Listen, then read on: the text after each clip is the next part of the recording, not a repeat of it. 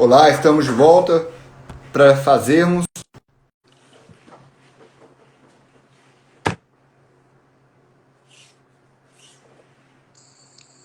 Olá, doutora Ana Paula Arruda. Oi. Estamos de volta para fazermos agora as considerações finais, comentar mais um pouco e fazermos as considerações finais. Né? Dando continuidade, vamos falar um pouco agora sobre a aplicação da Lei Maria da Penha aos transgêneros e às empregadas domésticas, né? Qual que é a sua opinião a respeito? Como é que isso funciona na prática? No seu dia a dia, você já começou a atender algum transgênero, algum empregado doméstico? Já atendi transgênero mais de um, doutor. No início da minha carreira, eu atendi um, fiz solicitação de medidas protetivas e não foi concedida e o caso não foi analisado. Aqui não tem juizado da violência doméstica, né? A segunda vara criminal é que cuida e não ficou a cargo da segunda vara criminal, mas isso foi em 2015, mais ou menos, se não está me falhando a memória. E aí, depois, recente, eu já atendi vários, devo ter atendido uns 4 ou 5. E aí, a questão foi para a vara de violência doméstica e as medidas protetivas foram deferidas numa decisão brilhante aqui da nossa juíza, a doutora Zilda. Eu reconheço o trabalho dela, é brilhante, e sempre que eu posso, eu parabenizo. Inclusive, eu acho que vai ser essa a toada do STF quando ele puder analisar a questão, né? Quando o STF analisou a questão da mudança, né, do registro civil pelos transgêneros, na verdade, reconheceu que a construção do gênero, né, ela é uma construção social no dia a dia da pessoa, né, e está muito mais ligado a essa percepção que a pessoa tem de si, que ela transparece também para a sociedade, e do juízo que ela e os outros fazem dela, do que de um órgão sexual, se está presente, se não está, se fez cirurgia, se não está. Então, é possível que ele faça a alteração desse registro civil, garantido em ação ADI, pelo STF, e eu acho que nessa mesma toada. Porque o STJ, ele entende que os homens não podem ser beneficiados pela Lei Maria da Penha. Mas a questão daqueles que se apresentam com o gênero feminino, né, tem o gênero feminino para a sociedade, a gente não pode entender que eles são muito mais vulneráveis do que eu, por exemplo, se a gente colocar assim numa relação doméstica e familiar, porque além da vulnerabilidade, muitas vezes da compleição física, né, até das emoções, as emoções das mulheres são diferentes das emoções dos homens, até essa vulnerabilidade ainda tem toda a questão do preconceito, né, de romper barreiras sociais aí que tem que romper e que eu não tenho, por exemplo. Então, eu acho a juíza aqui atuou brilhantemente. Excelente. E a violência de gênero também, né? O gênero feminino, sim, né? Sim. Mas é porque lá no artigo 2º da lei fala mulher, né? Então, acaba que o STJ ficou muito preso nesse termo mulher. E esqueceu que nos outros, quase em todos os outros dispositivos, é protegido o gênero feminino. Né? Então, eu acho que a gente tem que agarrar esse posicionamento aí, porque isso, né? sim, porque a justiça está aí. Eu acredito que vai pacificar exatamente nesse sentido, né? A violência de gênero, o STJ, inclusive tem decisões falando que a violência de gênero, né? E ao mesmo tempo usa o termo mulher, né? Mas eu acho que esse assunto ele não foi devidamente debatido perante o STJ e o STF em situação da aplicação da Lei Maria da Penha, em que pese haver decisões de primeira instância aplicando. Né? Eu acredito que os tribunais devem ter decisões nesse sentido. E é importante, né, que ainda que aplique aqui embaixo, né, primeira instância, nos tribunais, é importante que esse sistema chegue ao STF e STJ para pacificar no país, né? Mas eu acredito que seria muito difícil hoje um juiz não conceder uma medida protetiva pelo fato de, né, ser transgênero. Né? E uma questão importante também, doutor, é em relação ao aplicação da Lei Maria da Penha, a aplicação da Lei Maria da Penha para empregadas domésticas, que é um tema que é muito pouco debatido também. Né? Na doutrina, assim, há uma escassez de textos, há uma escassez doutrinária nesse assunto. Já pegou algum caso relacionado a... Não, já peguei caso de república, de moradores de república. Lavras é uma cidade estudante, né? Então eu já peguei caso de moradores de república. De empregada doméstica, eu peguei um caso, mas ela não era aquela empregada doméstica que você dá a chave da sua casa e você convive com ela, enfim, era uma empregada esporádica, uma diarista que ia uma vez por semana. E aí, no caso, quem tinha praticado a agressão, né, o autor do delito, era a patroa, a mulher. Então, como não era essa situação de dar a chave, de ter uma convivência diária, eu entendi que não seria aplicável, até porque não havia uma vulnerabilidade, apesar da vulnerabilidade entre patrão e empregado, mas ela fazia faxina em outras casas e ela ia naquela casa esporadicamente. Então, na época, eu entendi que não fosse aplicado. E eu estou em constante evolução. Talvez se hoje eu fosse analisar o caso de novo, debruçando sobre o caso, talvez eu mudasse o meu posicionamento. Mas a questão da violência doméstica, eu acho que tem que ser, na minha análise, tem que analisar um caso concreto. Não é igual marido e mulher que você sabe que está presente ali, que houve uma violência, tem que analisar aí a violência de gênero, a possibilidade de ser marido e mulher é muito maior, casal de namorados, tudo. Agora, empregada doméstica, a doutrina é escassa, a jurisprudência. Encontrei um julgado do Tribunal de Justiça do Distrito Federal aplicando. É o único, sim. É o único? É o único, acho que sim. Eu achei muito interessante e encontrei um artigo na internet também, né? É um tema que tem que ser escrito, explorado, que traz 3 distinções que eu achei extremamente interessantes. A primeira é como é que essa empregada doméstica está inserida no âmbito da família. Né? Se for uma diarista, vai lá 2 vezes por semana, não.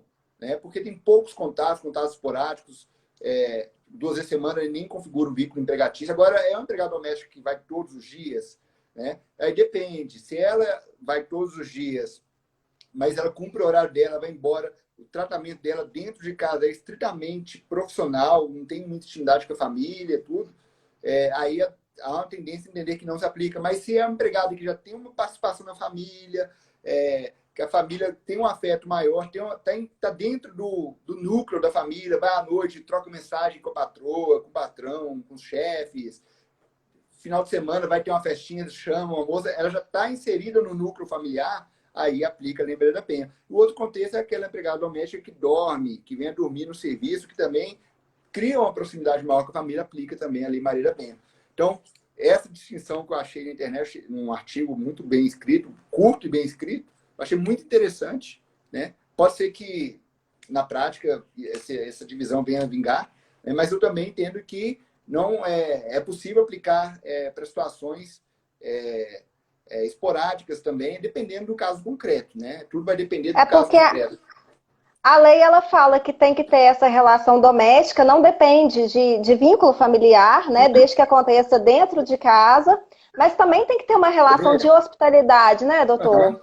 Sim, se não houver exatamente. essa relação de hospitalidade, de uma certa intimidade mesmo, Exatamente. Então qualquer visita que fosse à sua casa poderia ser vítima, sendo mulher, né, poderia ser vítima de violência doméstica. E não é o caso, por exemplo, uma briga entre vizinhos, mas essa briga acontece dentro da casa, né? O vizinho vem até a sua casa e discute, né? A vizinha vai até a casa do senhor e discute com o senhor. Não é situação de violência doméstica, porque vocês ali não têm essa hospitalidade, né? O caso concreto que tem que ser analisado muito a fundo. Exatamente, perfeito. Eu concordo plenamente. Eu acredito que a jurisprudência venha se firmar nesse sentido, né? Porque a própria Lei da Maria da Penha, ela traz lá uma previsão de que aqueles que estejam esporadicamente pertençam ao âmbito familiar ali, eles merecem a proteção da Lei Maria da Penha, né? As mulheres que estejam, ainda que de forma passageira, no núcleo familiar, né? Mas tem que ter essa hospitalidade, tem que ter um vínculo a mais, não basta um contato, né? Senão qualquer mulher vira vítima de violência doméstica familiar e tu vai ter a proteção da Lei Maria da Penha, né? E é diferente do caso da República, que eu já apliquei aqui, porque eles residem juntos, né? Existem repúblicas mistas de meninos e meninas, né? E aí acaba havendo uma discussão, uma briga, enfim. E aí a situação de hospitalidade, né? Eles dividem a mesma geladeira, que é coisa mais íntima, né? Então assim, há uma relação esporádica. Que usa também, às sim, vezes, é muito íntima a relação. Então, eu entendo que seja aplicável, sim, a Lei Maria da Penha, apesar de não haver parentesco, mas acontece dentro de casa e decorre dessa hospitalidade ali que eles vivem de maneira, né, a dividir mesmo o mesmo teto. concordo perfeitamente, plenamente. Um outro ponto também, ouvi um comentário aqui, não sei quem foi que comentou, a questão do feminicídio, que trata dessa violência de gênero. Ele fala assim, se for transgênero, acho que aplica ou não a qualificadora do feminicídio, né? Que tem aquela discussão se é subjetiva ou objetiva, tudo. Eu entendo que não. Por quê? Porque o Código Penal lá fala violência contra a mulher em razão das condições de sexo feminino. Sexo feminino, não, do gênero feminino. Né? Então, assim, o próprio Código Penal fala expressamente mulher. Agora, se for uma mulher, uma pessoa que fez, está registrado como mulher, né? Porque elas podem, inclusive, fazer alteração da certidão de nascimento dela, da identidade, sem fazer a cirurgia. Né? Sim, é o que decidiu o STF, né? Aí é um tema extremamente polêmico. Né? Não tenho opinião formada, mas se numa relação, se num contexto de violência num casal, que os dois sejam transgêneros ou então que seja homem, mas que se identifique como mulher, né? Aplica essa qualificadora, é complicado. Certamente a jurisprudência vai dizer que não. Né? E se essa pessoa, na vida, ela se apresenta como mulher, será que vai se aplicar? Será que o Código Penal diz ser mulher, se é conceito biológico? Né? Não conheço decisão judicial a respeito disso, não sei o que a jurisprudência diz, não tem jurisprudência a respeito disso, não sei dizer, não tenho resposta para isso. Né? Não tenho opinião formada, mas eu acredito que a tendência seja não pelo sentido de ser direito incriminador, direito punitivo, e a interpretação é restritiva nesses casos. Né? Eu acredito que vai prevalecer isso. O que a professora pensa?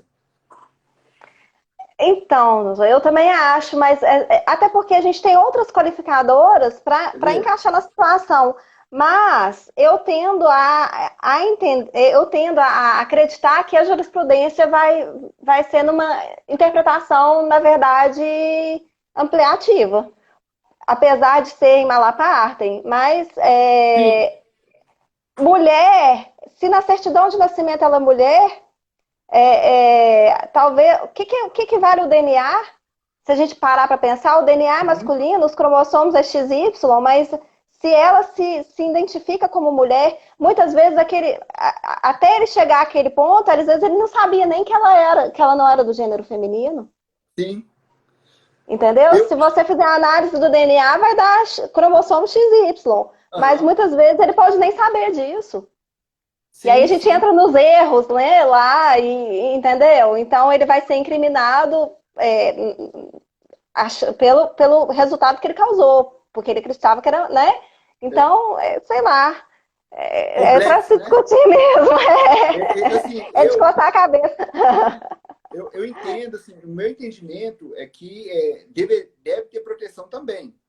Né? Todo transgênero, toda pessoa que é do gênero feminino deve ter proteção da mesma forma que as mulheres têm. A minha dúvida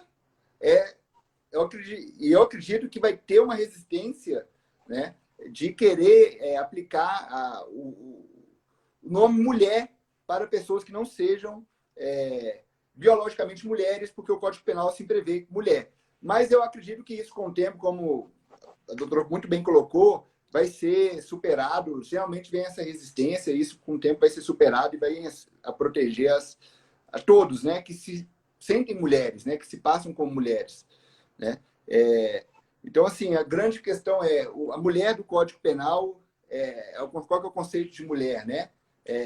Eu entendo da mesma forma que a doutora, né, que deveria ampliar, mas a jurisprudência sempre tem uma tendência a restringir os termos técnicos do direito penal para fins de incriminação. Mas, em se tratando de violência doméstica, pode ser que, em razão dos números altíssimos do Brasil, da política de combate, política criminal, entenda realmente que a doutora falou, que venha a fazer uma interpretação ampliativa, ainda que seja para incriminar.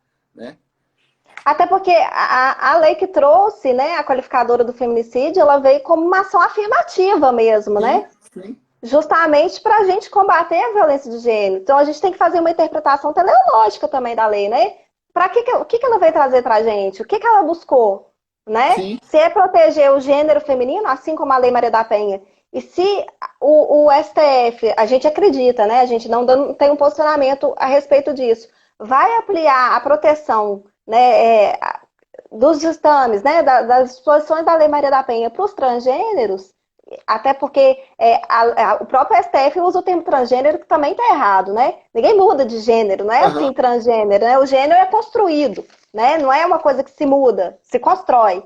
Então, mas usando os termos do STF, né? O termo do STF, o termo transgênero, se está levando para esse lado, eu acredito que a hora que chegar no STF, a qualificadora do feminicídio também vai ser abarcada para essa situação sim, das pessoas que se entendem do gênero feminino.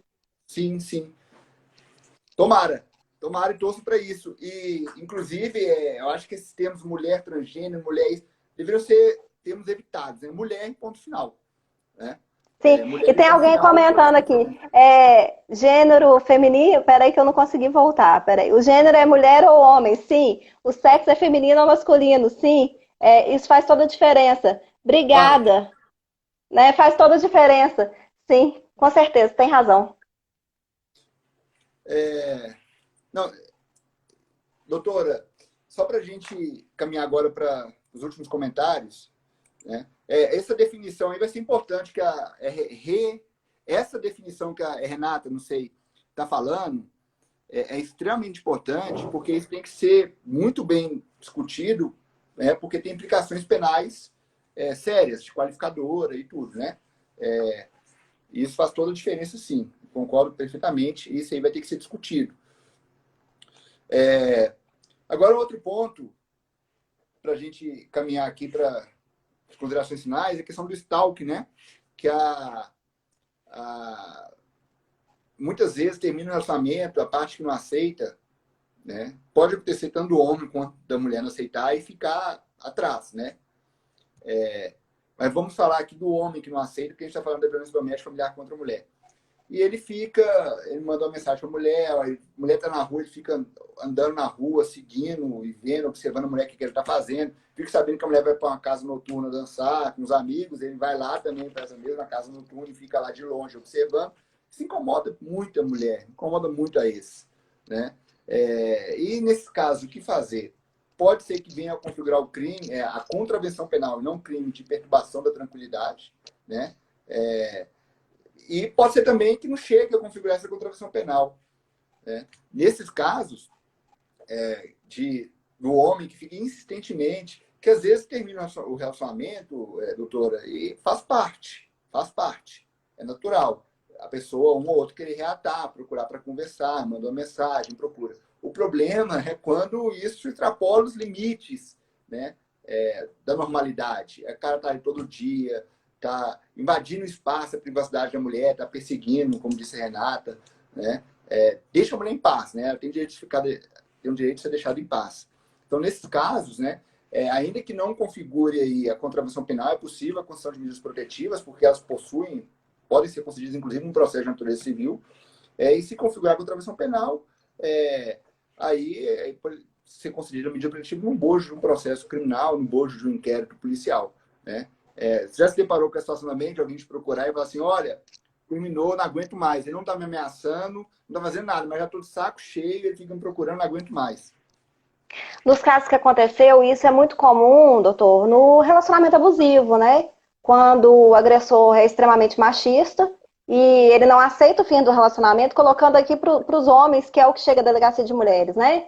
Os Uhum. autores homens. E ele não aceita o fim do relacionamento, entende que aquela vítima é propriedade dele, se ela não for dele, ela não vai ser de mais ninguém, aquele pensamento, né, machista. E Uhum. normalmente, por vir de um relacionamento abusivo, a gente tem um histórico. Então, antes dela me contar dessas perseguições, ela me conta que ele diminuía a autoestima dela, que ele a ofendia moralmente, que ele eventualmente ameaçava, inclusive que a agredia fisicamente.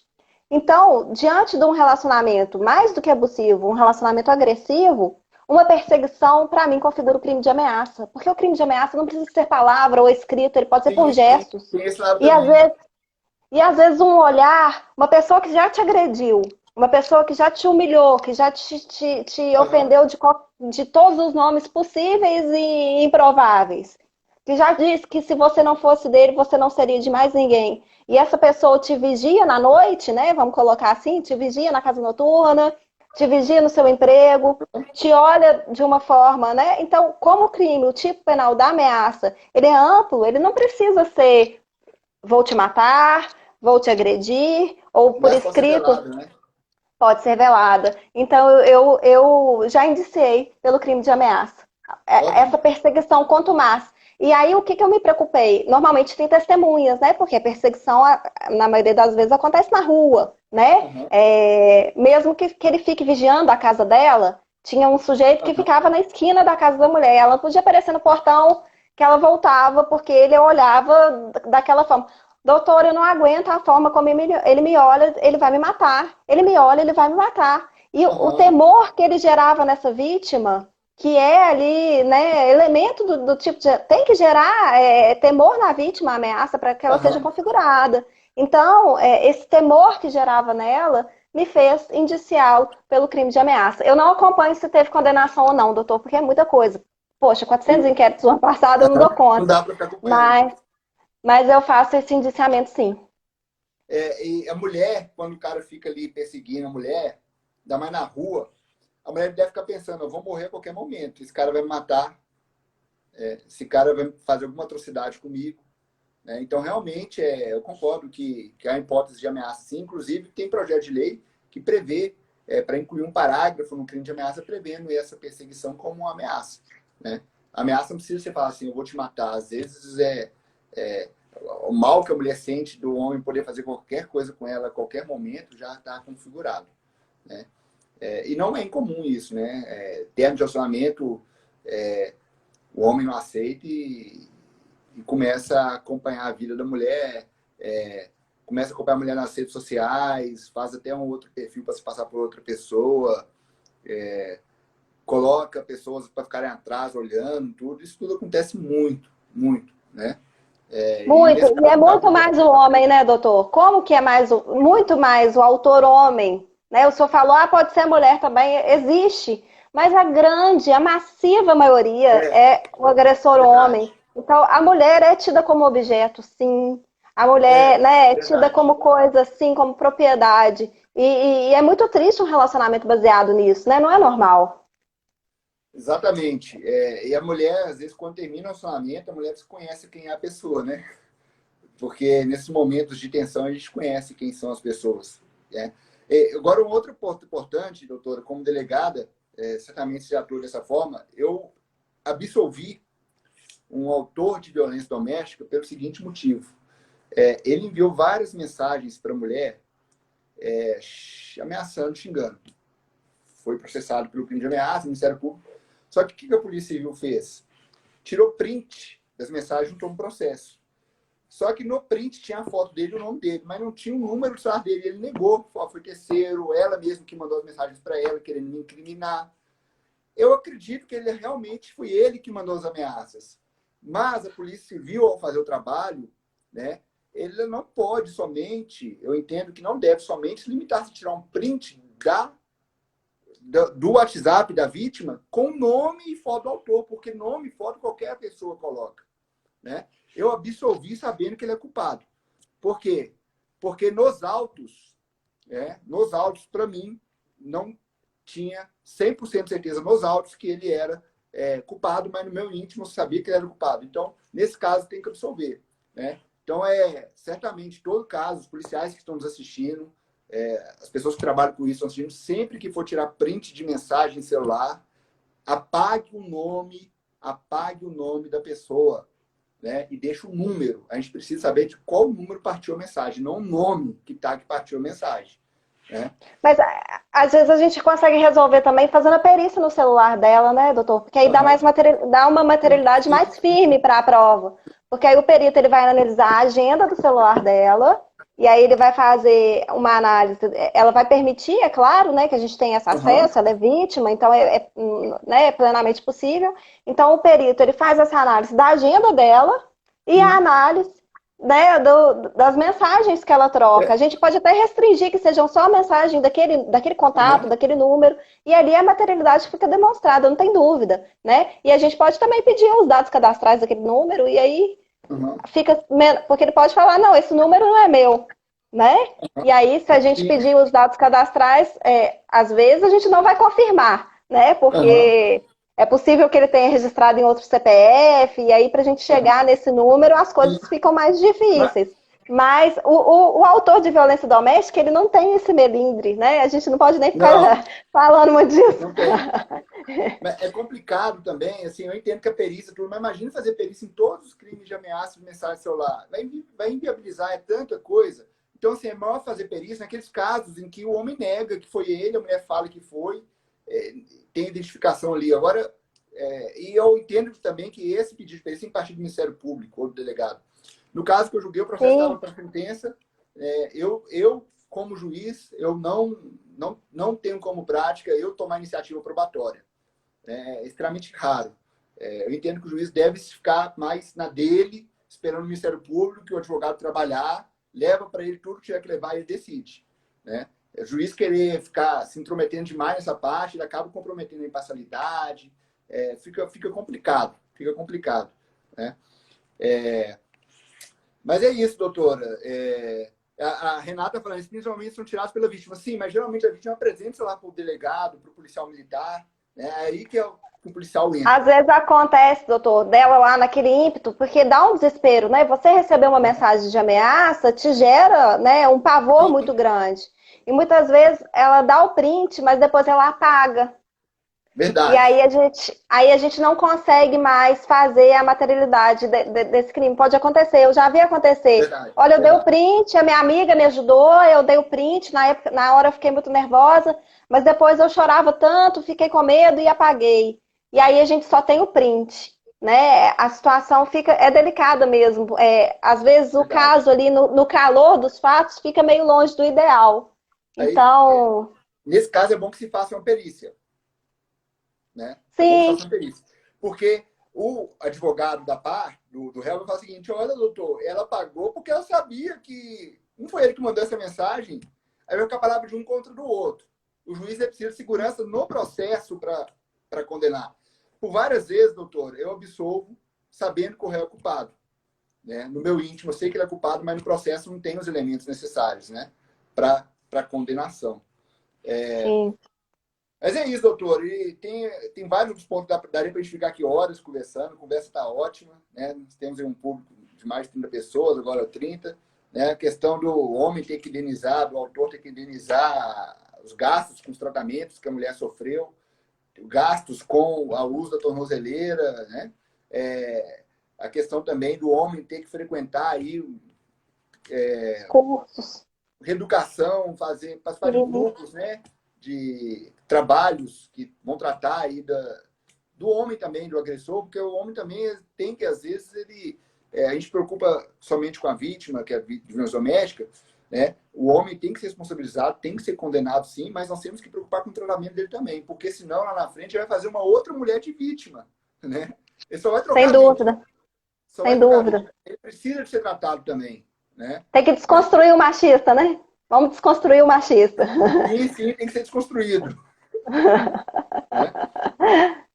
Mas é isso, doutor. A senhora quer falar mais alguma coisa? Não, eu concordo que a gente tinha papo aqui para, nossa, para várias lives. Tomara que seja a primeira de várias, né? Porque Vamos esse combinar. assunto ele traz muita polêmica, Uhum. e quem vive no dia a dia tem muito caso para contar, muita história. E isso para os seus alunos pode, né? Às vezes Uhum. ajudar a resolver uma questão de prova. Porque Uhum. muitas vezes na fase discursiva do concurso, é, especialmente, né, eu vou puxar para o meu lado, o concurso de delegado, muitas das questões são do dia a dia mesmo do delegado de polícia, Aham. então eu não tenho dúvidas de que a gente pode ajudá-los dessa forma. Vamos marcar É, várias lives, professora. vamos, foi ótimo e tem muito tema aí, tem muito tema mesmo. E obrigada pelo convite. Eu que agradeço pela sua. É, estamos longe, né, mas a internet possibilita esse Temos estreitamento. distâncias. O senhor em Goiás, eu aqui em Minas Gerais, e a gente trocando aí as nossas experiências. Obrigada pela oportunidade, foi maravilhoso. Eu que agradeço, tá? Por ter aceito e por ter exposto aí a prática, como é que funciona, que eu gosto de aspectos práticos, né? É, Sim. a teoria a gente encontra em livro, em artigo, mas a prática é bom de conversar com quem vive, quem conhece, para estar me relatando. E eu sempre procuro, quando vou escrever os textos, conhecer a realidade para aplicar o direito. E agora, só para encerrar, só vou dar uma lista, ver se tem alguma pergunta aqui, algum comentário importante. Coluna criminal, tu falou que está escrevendo um texto sobre isso, né? Ótimo, quando escrever, mande para a gente sobre a questão das empregadas domésticas. Eu li o comentário dele aqui. A Renata falou do artigo do feminicídio, nós já falamos, né? Tomara que realmente prevaleça que a mulher se encontre por gênero, né? E não somente para quem nasceu mulher, não tem sentido nenhum isso, né? Mas vamos ver o que a jurisprudência vai decidir. Está perguntando aqui se aplica a Lei Maria da Penha para gay. Sim, se for a mulher, sim, aplica perfeitamente. Duas mulheres, né, numa união homoafetiva, inclusive a lei prevê, muito tranquilo isso, Sim, né? pacífico. Afeto, família, não. Diego Braga, promotor em Goiás, um abraço, Diego.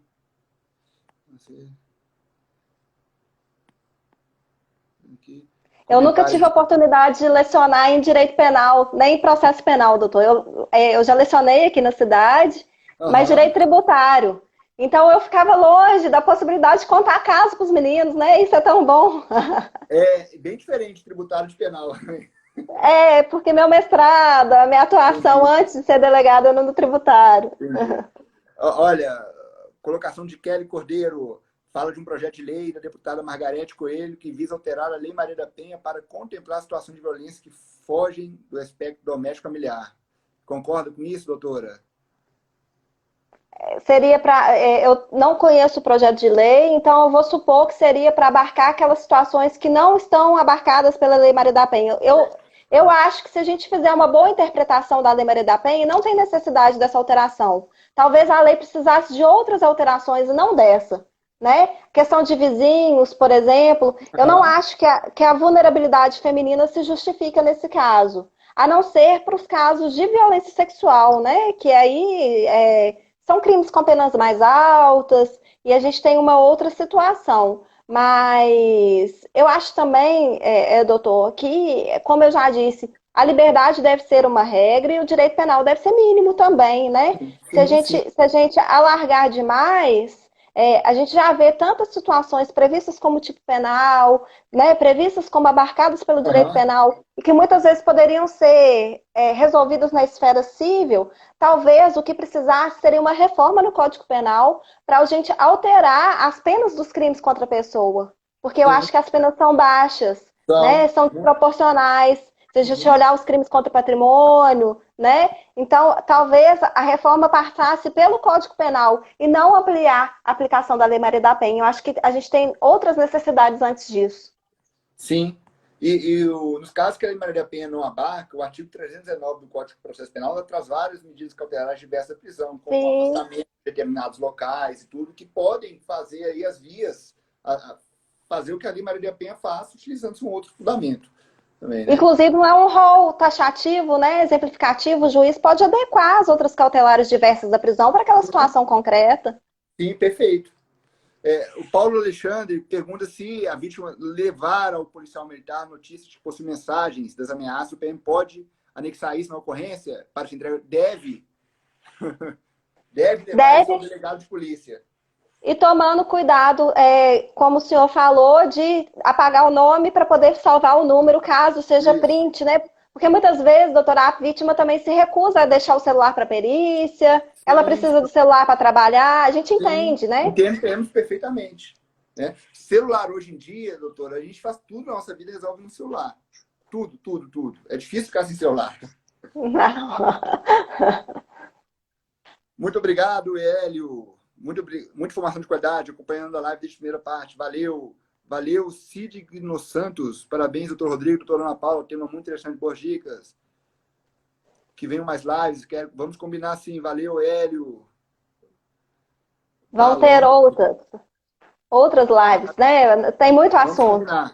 Alves, Lu, esposa do Rodrigo Pires, meu irmão. Valeu, Lu, comadre. Mas é isso aí. Obrigado a todos que nos assistiram. Estamos aí nas redes sociais à disposição. E até a próxima, né? Isso aí, obrigada, doutor. Foi um prazer mesmo. Obrigada. Que seja a primeira de muitas. Nós temos outros temas: violência sexual, violência contra idosos. Vai pensando aí, tá bom? Depois a pesquisa que eu estou fazendo, estou prestes, mês que vem eu vou concluir, depois vamos conversar sobre a pesquisa de violência sexual, assédio sexual de mulheres nas instituições. É um tema polêmico e muito sério. Sem dúvida. Os números que estão sendo constatados na pesquisa são extremamente preocupantes. E eu só tenho a agradecer porque é uma forma de fortalecer a nossa instituição, né? Uma instituição que reflete a sociedade, que reflete os anseios da sociedade, que é humana, ela passa por uma instituição que respeita, né, a diversidade sexual e a igualdade sexual ao mesmo tempo, né? São termos que não são antagônicos, diversidade sexual e igualdade sexual. Então, eu só tenho a agradecer porque só tem a fortalecer a instituição que eu escolhi, né, trabalhar e que eu amo trabalhar. Eu não pretendo seguir outra carreira, a não ser a política, né, mas pretendo acumular. Então, só tenho a agradecer e parabéns pela pesquisa, doutor. Obrigada pelo convite mais uma vez. Doutora, só para encerrar agora, mas só responder a pergunta da Ângelo Serafim. Entrei numa briga de casal, pois ele estava armado e já havia batido muito nela. Daí ele falou que ia voltar e matar. O que faço? Prende e leva para a delegacia. Prende e leva para a delegacia, porque a ameaça ela pode ocorrer aí por meio de terceiros também. Se está tomando conhecimento disso, né? Levar para a delegacia imediatamente. Ela é policial militar? A Ângela Serafim, não sei se ela é policial militar, deve ser. Porque se o fato é urgente, o que eu aconselho sempre é discar 190.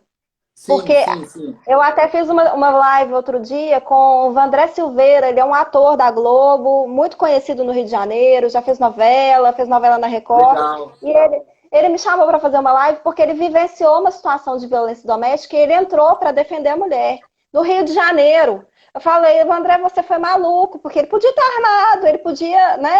Então, acione a polícia militar para uma situação urgente, porque você também pode se colocar em risco, né? E não é isso que a gente quer. Então é acionar 190 mesmo. Se está ocorrendo, é acionar 190. Se já aconteceu, 180, até para buscar informações. Ótimo. 190, situações que precisam ser resolvidas na hora. Agora, relatos de casos passados, 180. Perfeito. Tá, jóia. Um abraço. Até a próxima. Vamos falar. Até. Obrigada, doutor. Tchau. Obrigada, tchau.